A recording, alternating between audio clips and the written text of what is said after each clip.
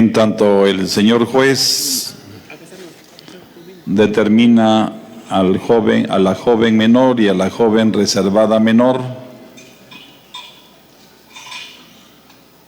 les vamos a pedir que nos hagan favor de acercarse al área de premiación después del resultado las siguientes personas.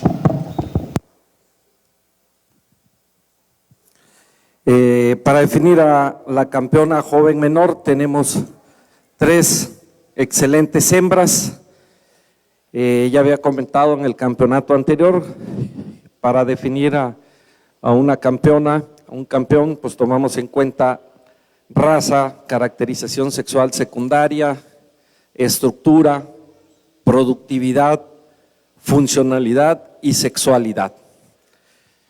Cuando hablamos de todas estas características, buscamos al animal que cumpla mejor en cada una de ellas y que en su conjunto represente lo que estamos buscando, lo que estamos seleccionando para la raza.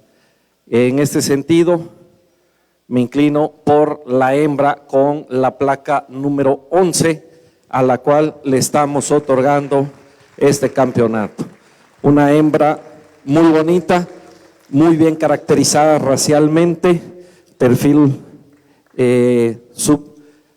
subconvexo, la oreja amplia, colgante, con una ligera curvatura en el tercio inferior, con una excelente línea superior, una jiba muy femenina.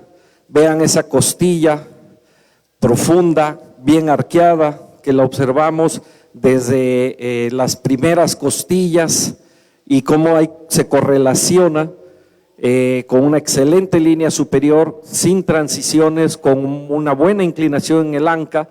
Cuando observamos la musculatura también vemos que ella empieza de muy abajo, y cuando observamos la musculatura de atrás vemos que es característica de lo que es ejemplares de doble propósito, y también con un ángulo del corvejón muy correcto. Excelente campeona joven menor.